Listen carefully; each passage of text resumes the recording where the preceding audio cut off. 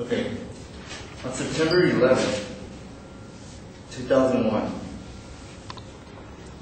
19 men hijacked 4 U.S. airliner airplanes, and 3 of them were deliberately crashed and hit 3 monumental historic buildings that we have: the Trade Centers and the Pentagon. And the 4th airplane was crashed in an open field due to the heroism of those passengers. Nearly 3,000 people, U.S. citizens, families and friends died that day on our own U.S. soil, in our backyards, on our home. In result to this, the U.S. sent 140,000 U.S. troops overseas to Afghanistan to fight the war on terror. In this speech, I will argue that the U.S. troops should immediately come back home and leave Afghanistan.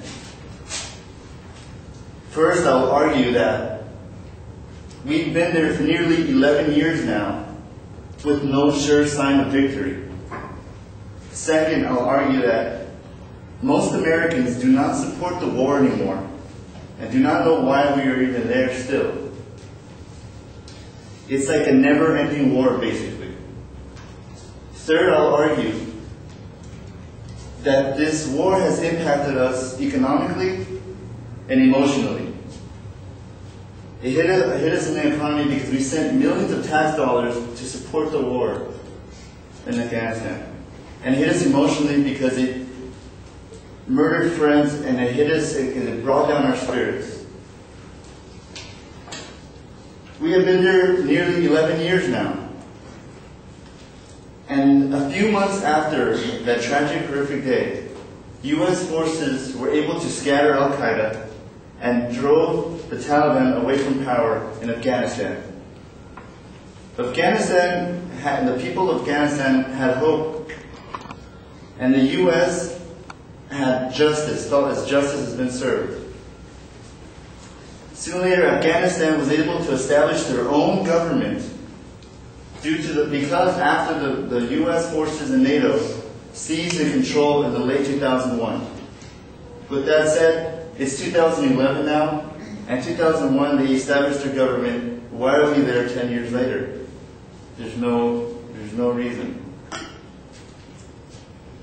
That was short-lived. Success was short-lived, because after that, Al-Qaeda was able to regroup because the U.S. shifted their attention to Iraq, which is, for most Americans, unknown, for reasons unknown. Some say it was because we wanted to take their oil. Some say that Iraq housed many Al-Qaeda and Taliban leaders, and we had to eliminate every threat.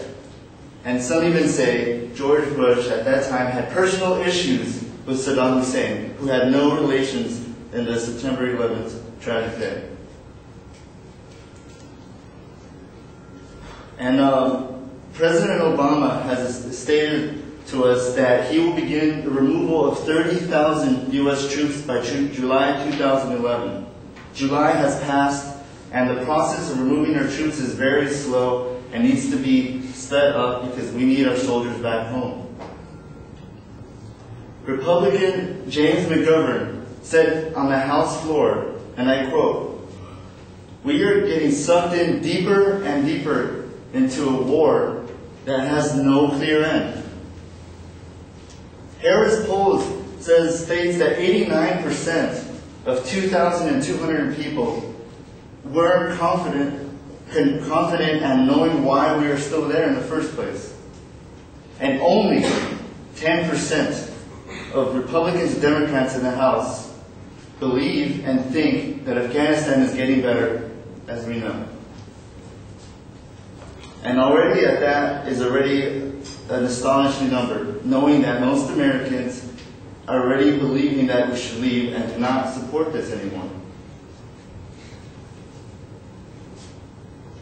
And basically, not all members of the House believe that we should leave just yet. NATO Secretary General Ahmed Mishnison stated that they said that we are not going to leave and not leave until, but only when our job and our mission is done over there. And already many Americans do not agree with that statement because it's been 11 years and we're still there, and the government that they have is not working. And nearly 2,000 American soldiers have died overseas already. Many civilians, and that is already just unnecessary. We could bring back our troops, and we could use unmanned drone for surveillance. We could use, for any reasons, for tactical reasons, we could use Stinger missiles. We could use airstrikes. We could pretty much do everything back home. And that means that we should just bring our troops home to their American families, and that's